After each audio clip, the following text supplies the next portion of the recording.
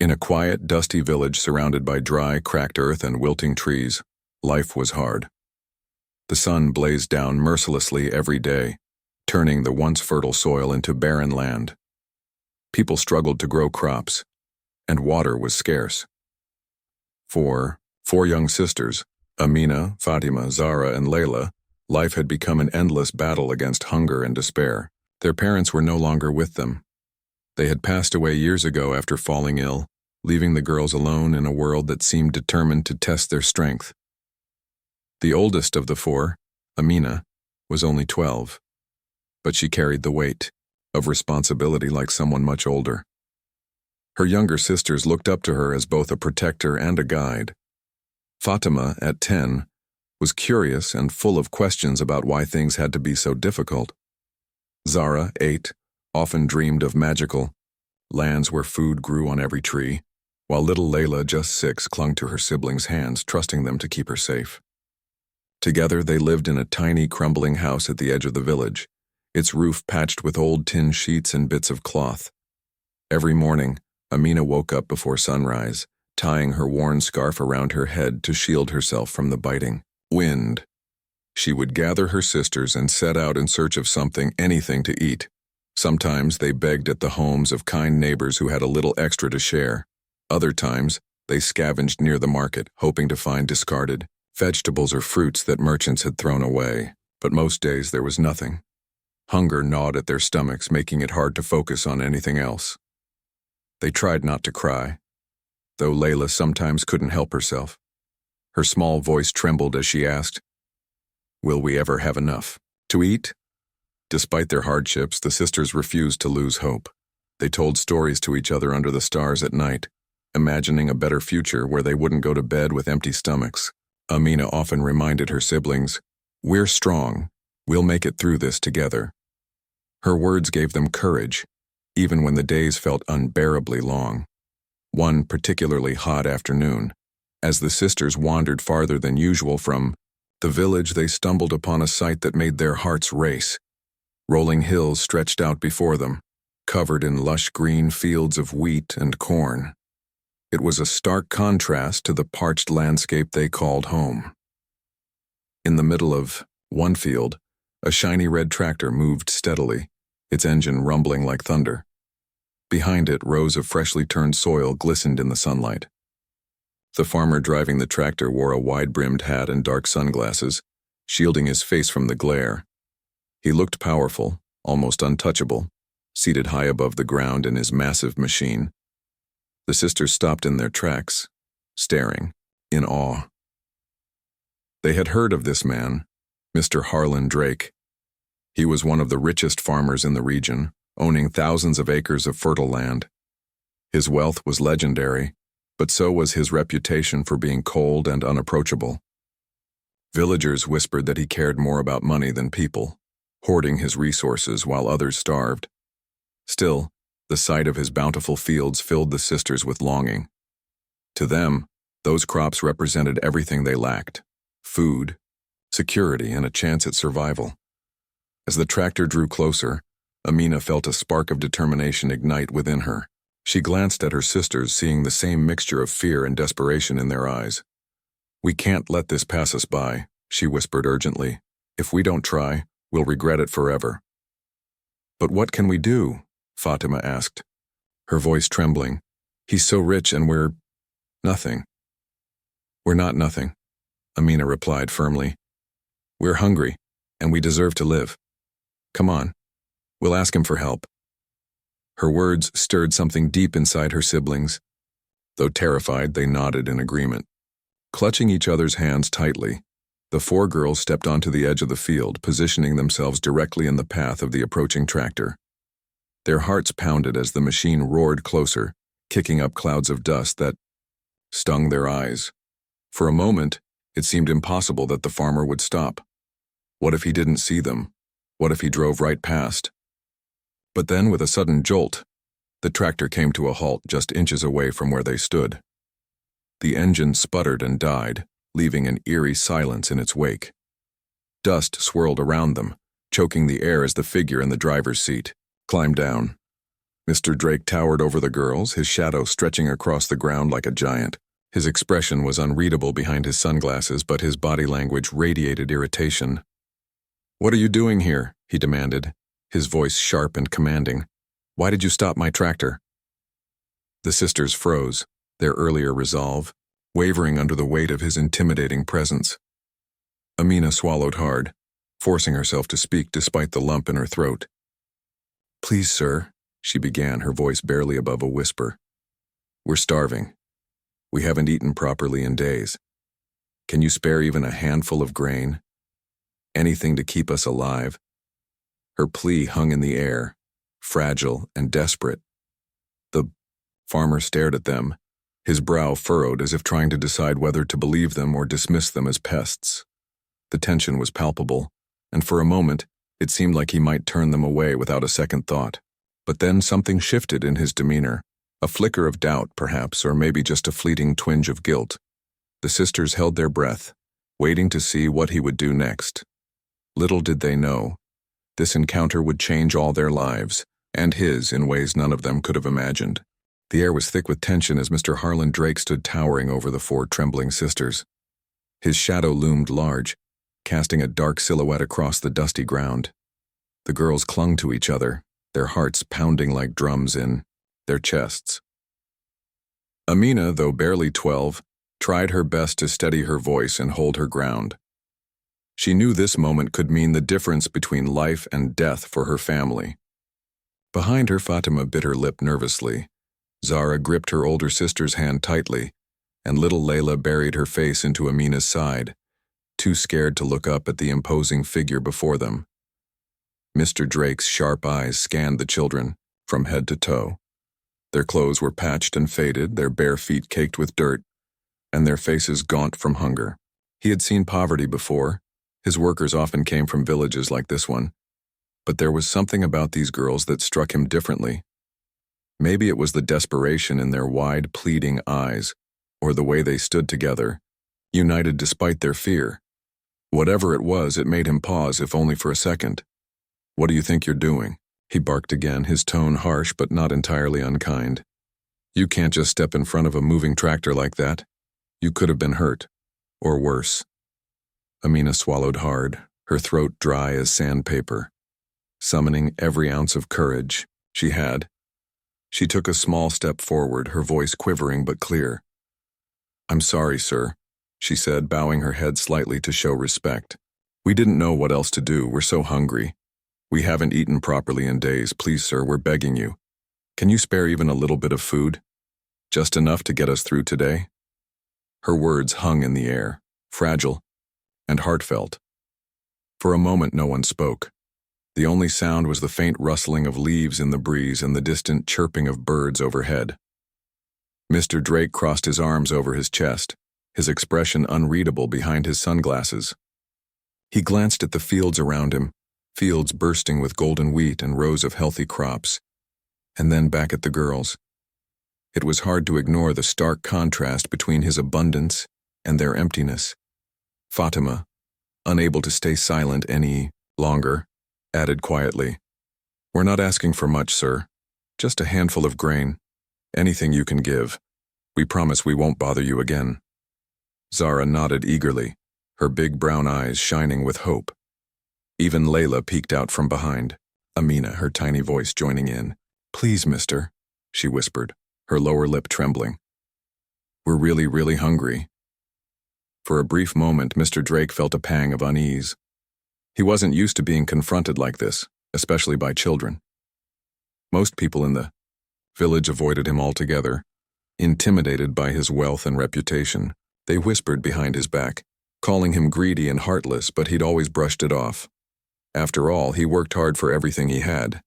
Why should he feel guilty for succeeding where others failed? But now, staring into the tear-streaked faces of these four little girls, he found himself questioning those beliefs. Was it fair that he had so much while others had nothing? Could he really turn away someone in such dire need? These questions swirled in his mind, tugging at a part of him he thought he'd buried long ago, the part that still remembered what it was like to struggle. He let out a heavy sigh, removing his sunglasses to reveal tired, weathered eyes.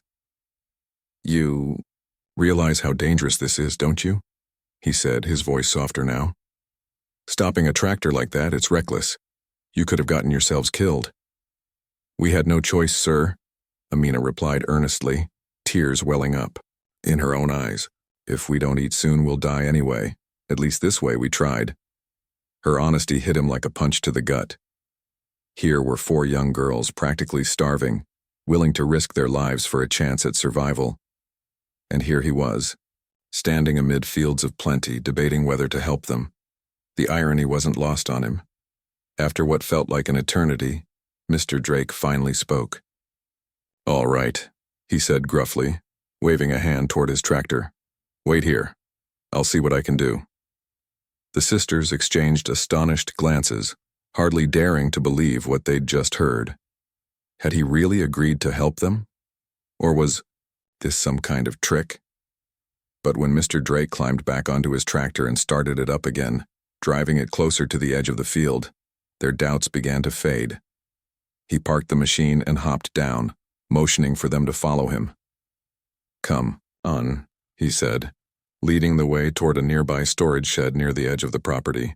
The structure was old but sturdy, its wooden walls painted a faded red. Inside, shelves lined the walls, stacked high with sacks of grain, baskets of fresh produce, and jars of preserves. The smell of earthy potatoes and sweet fruits filled the air, making the girls' stomachs rumble loudly. Mr. Drake moved quickly, grabbing several empty bags from a corner and filling them with supplies. He tossed in handfuls of wheat, ears of corn, and a few potatoes, along with a couple of jars of pickles and jam. When he turned back to the girls, he held out the bags, his expression still guarded but not unkind. Here, he said simply, take this. It's not much, but it should last you a while. And if you need more, come back tomorrow, same time. The sisters stared at him in disbelief, their eyes wide with gratitude. Amina stepped forward first, taking the bags carefully in her arms. Thank you, sir, she said, her voice choked with emotion. We'll never forget this. Fatima, Zara, and Layla echoed her thanks, their voices overlapping in a chorus of relief and joy. Layla even managed a shy smile, clutching one of the jars of jam close to her chest like it was treasure. As they turned to leave, weighed down by their precious cargo, Mr. Drake called after them.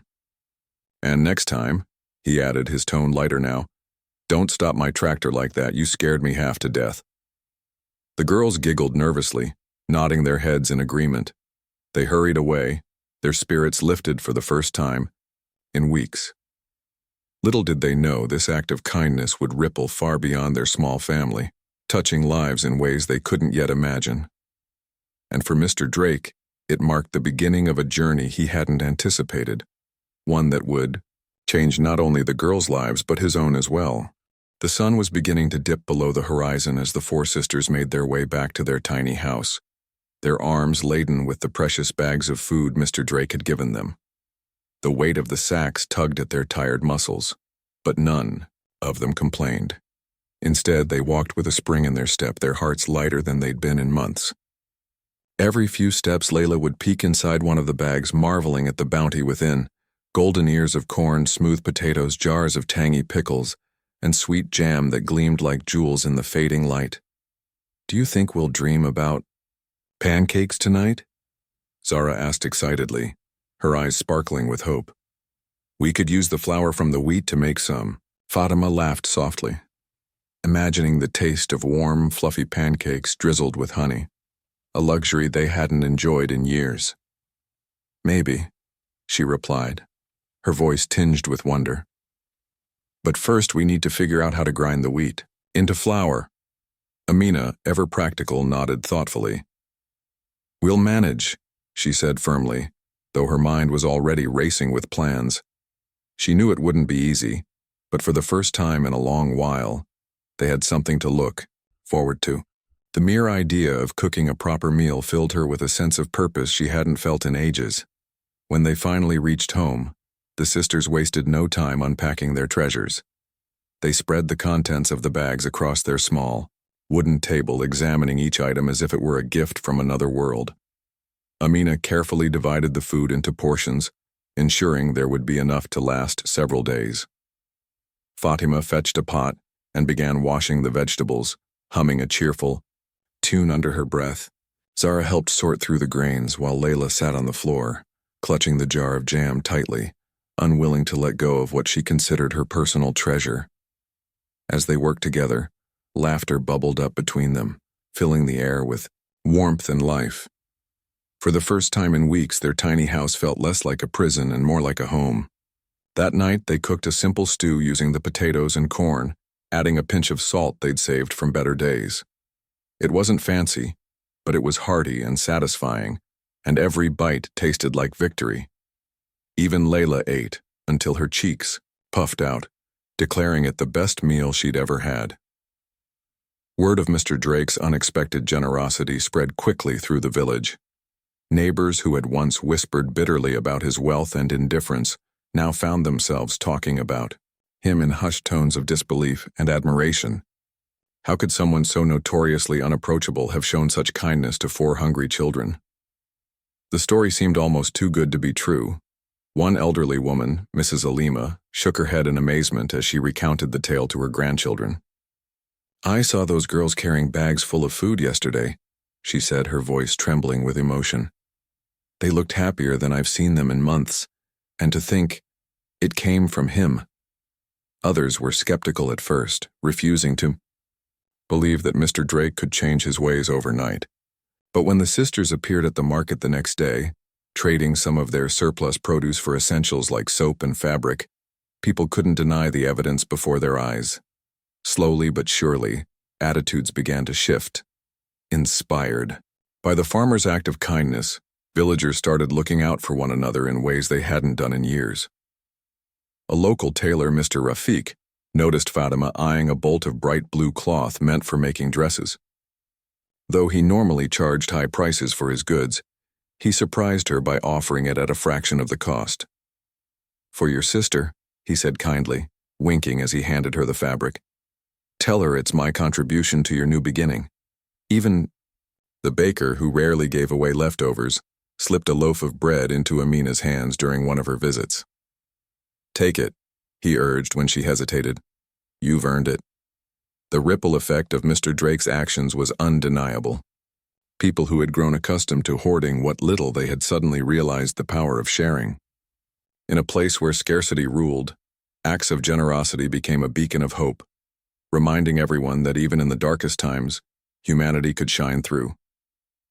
Meanwhile, Mr. Drake himself was undergoing a transformation, one he hadn't anticipated. After sending the girls off with the first batch of supplies, he returned to his tractor, feeling an unfamiliar sense of satisfaction. He replayed the scene in his mind, their wide, grateful eyes, the way their faces lit up when he handed over the bags. For years, he'd convinced himself that charity was a weakness, a distraction from the hard work required to build success.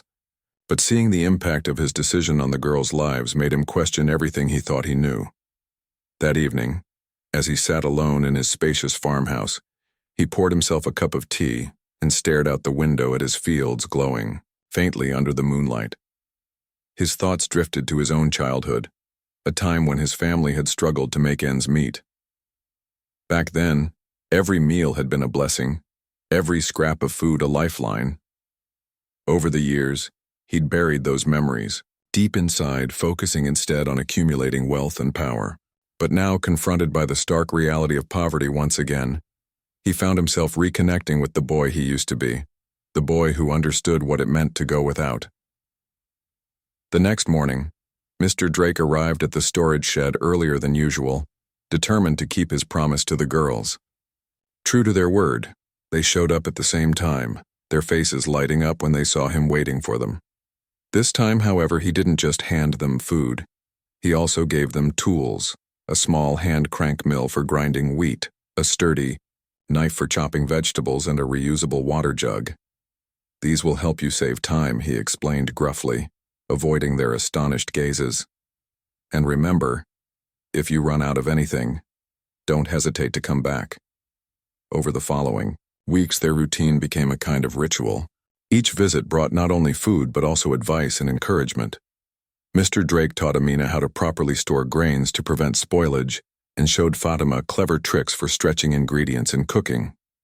Zara learned how to identify which crops grew best in different seasons, while Layla proudly carried home jars of homemade preserves, declaring herself the keeper of sweets. What started as a single act of compassion blossomed into something greater, a bond built on trust and mutual respect. The girls no longer saw Mr. Drake as a distant, intimidating figure. Instead, they viewed him as a mentor, a protector, and in many ways, a friend. And for Mr. Drake, the experience awakened a part of him he thought he'd lost forever. The part that cared deeply about others and wanted to make a difference. Little did he know, his journey was far from over. The seeds of kindness he had, planted in the hearts of 4 little girls, were about to grow into something extraordinary, transforming not only their lives, but the entire community around them. The changes in the village began subtly at first, like the first drops of rain after a long drought. At first it was just whispers, neighbors talking about how Mr. Drake had helped the 4 sisters, and how their lives seemed to improve almost overnight. But soon those whispers turned into actions. People started noticing that kindness wasn't something reserved for fairy tales or distant dreams. It could happen right here, in their own community. And as more villagers began to open their hearts, the entire atmosphere of the place shifted. One day, Amina walked to the market with a basket of fresh vegetables she had harvested from seeds Mr. Drake had given her. She planned to trade them for rice, which they desperately needed. When she arrived, she was surprised to see Mrs. Alima, the elderly woman who often shared stories with the children, standing behind a small stall piled high with dried beans and lentils. The old woman waved Amina over, her wrinkled face breaking into a warm smile. "Amina, my dear," Mrs. Alima said, patting her hand gently. "I heard what you girls have been doing. You've been working so hard, and I want to help. Here, take this bag of lentils, no charge." Amina's eyes widened in astonishment. "But, Auntie, we can't just take it for free," she protested, glancing at the precious vegetables in her basket. "We need to trade." Mrs. Alima chuckled softly, shaking her head. "Nonsense, child. These are for you. Consider it a gift, a thank you for reminding us all what it means to care for one another." Her words carried weight, and Amina felt tears prick at the corners of her eyes. She accepted the bag gratefully, promising to repay the favor somehow. This act of generosity inspired others.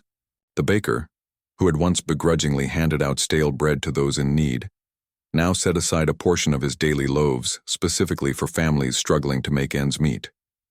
Mr. Rafiq, the tailor, offered discounts to anyone repairing clothes, instead of buying new ones, knowing how tight money was for most people. Even the school teacher, Miss Nadia, organized tutoring sessions for children whose parents couldn't afford private lessons, ensuring no child fell behind. The transformation didn't stop there. One afternoon, as the sisters tended to their tiny garden, a patch of land Mr. Drake had allowed them to use near his fields, they noticed a group of men gathering nearby. They were carrying shovels, hoes, and other tools, their faces etched with determination. Curious, Amina approached them cautiously. "What's going on?" she asked, shielding her eyes from the sun. One of the men, a farmer named Yusuf, grinned broadly. "We're digging a well," he announced proudly. "Mr. Drake donated the equipment and materials, and we're pitching in to build it together.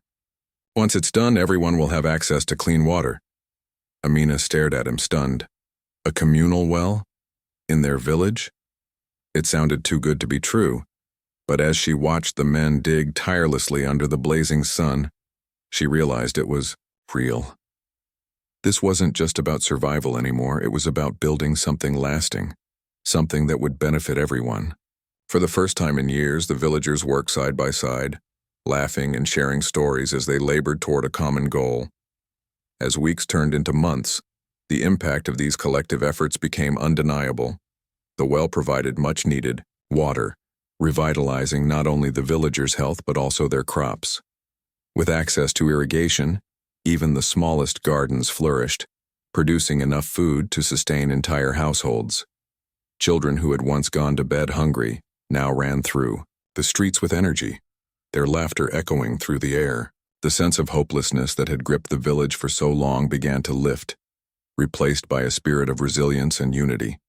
For Mr. Drake, witnessing these changes filled him with a profound sense of fulfillment he hadn't experienced in decades. He spent more time in the village, observing how his initial act of kindness had sparked a chain reaction. What had started as a single gesture to 4 starving girls had grown into a movement, a community coming together to support one another. One evening, as he sat on the porch of his farmhouse sipping tea and watching the sunset paint the sky in shades of orange and pink, he reflected on everything that had happened. His mind drifted back to the first day he met the sisters, their desperate plea, the way they stood united despite their fear.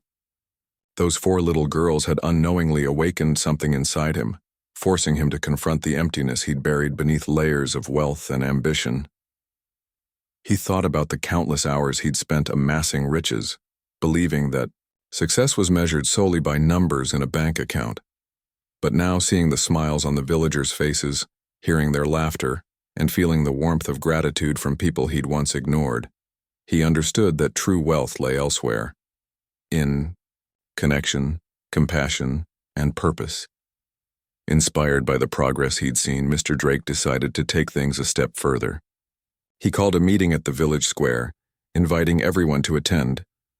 When the crowd gathered, curious and slightly apprehensive, he stood before them, his tall frame silhouetted against the setting sun. "I know I haven't always been the easiest person to approach," he began, his deep voice carrying across the square. "And I admit I've made mistakes, many of them. But over the past few months, I've learned something important. We're stronger when we work together. So I want to do more. Starting today, I'll be hosting weekly distributions of food and supplies for anyone in need. Additionally, I'm launching a program to teach sustainable farming techniques, helping you grow your own crops efficiently and responsibly." The crowd erupted into cheers, their applause ringing out like music. Some clapped enthusiastically, while others wiped away tears of gratitude. Mr. Drake felt a lump rise in his throat, unaccustomed to such overwhelming appreciation.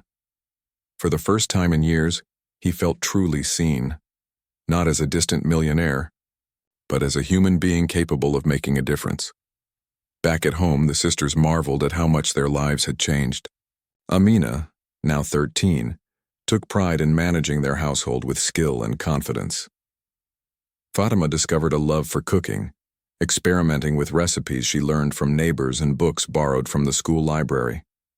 Zara tended to their garden with enthusiasm, her green thumb earning praise from everyone who saw her thriving plants. And Layla, ever the dreamer, painted pictures of their new life. Bright, colorful scenes filled with laughter, food, and flowers. But perhaps the greatest change was in their hearts. They no longer feared tomorrow or doubted their ability to overcome challenges. They knew they weren't alone. They had each other, their neighbors, and, surprisingly, Mr. Drake. The man who had once seemed untouchable had become a pillar of support, proving that even the hardest hearts could soften with a little compassion. As the village continued to thrive, the sisters often found themselves sitting together under the stars, reflecting on how far they'd come. "Do you think we'll ever forget that day we stopped his tractor?" Farah asked one night, her voice soft with wonder. Fatima shook her head. "Never," she replied firmly. "That was the day everything changed, for us, for the village, and even for Mr. Drake." Amina smiled, gazing up at the glittering sky. "Sometimes," she said thoughtfully, "all it takes is one brave moment to change the world." Little did they know, their story was just beginning. Years passed, and the once struggling village transformed into a thriving community that stood as a testament to resilience, unity, and the power of kindness. The barren fields that had once stretched endlessly under the scorching sun were now lush with crops, thanks in large part to Mr. Harlan Drake's efforts. His decision to teach sustainable farming techniques not only revitalized the land, but also empowered the villagers to take charge of their futures. What started as a simple act of giving food to 4 hungry girls had blossomed into something far greater, a legacy of hope and transformation. The sisters, Amina, Fatima, Zara, and Layla, grew up surrounded by this newfound prosperity. Each of them pursued dreams they had once thought impossible, fueled by the opportunities created through hard work and the support of those around them. Amina became a teacher, dedicating her life to educating children who might otherwise have been left behind. Her classroom was modest, with worn desks and chalkboards, but it brimmed with energy and curiosity. Every day, she reminded her students of the same lesson she had learned as a child. No matter how hard things get, you are stronger than you think. Fatima followed her passion for cooking and opened a small cafe in the heart of the village. Her dishes, inspired by recipes passed down from neighbors and books she'd devoured during her teenage years, quickly gained popularity. People came from neighboring towns just to taste her hearty stews and fragrant breads. But more than the food itself, what drew people to her cafe was the warmth and care she put into every meal. For Fatima, feeding others wasn't just about nourishment, it was about love. Zara, ever the dreamer, found her calling in agriculture. Using the skills she'd learned from Mr. Drake and other farmers, she experimented with innovative methods to grow crops even in challenging conditions. Her garden became a model for the entire region, attracting visitors eager to learn her secrets. She often said, "If we can grow food here, where the soil was once dead, imagine what else we can do." And then there was little Layla, whose paintings had captured the hearts of everyone in the village. As an adult, she became an artist known for her vibrant depictions of rural life. Her work celebrated the beauty of community, the laughter of children playing in the streets, the camaraderie of farmers working side by side, and the quiet moments of gratitude shared over meals. One of her most famous pieces, titled "The Tractor That Changed Everything," depicted the fateful day when she and her sister stopped Mr. Drake's tractor. It hung proudly in the village hall, a reminder of how one moment could spark a chain reaction of change. For Mr. Drake, the journey was equally transformative. The man who had once been defined by his wealth and aloofness became a beloved figure in the community. He continued his weekly distributions of food and supplies, ensuring no family went without. His sustainable farming program expanded beyond the village, reaching neighboring areas and helping countless families break free from the cycle of poverty. But perhaps his greatest achievement was the sense of purpose he found in helping others. As he grew older, Mr. Drake began spending more time reflecting on his life. He often visited the spot where the sisters had first stopped his tractor, sitting quietly amidst the golden fields that swayed gently in the breeze. Those moments brought him peace, reminding him of the day everything changed.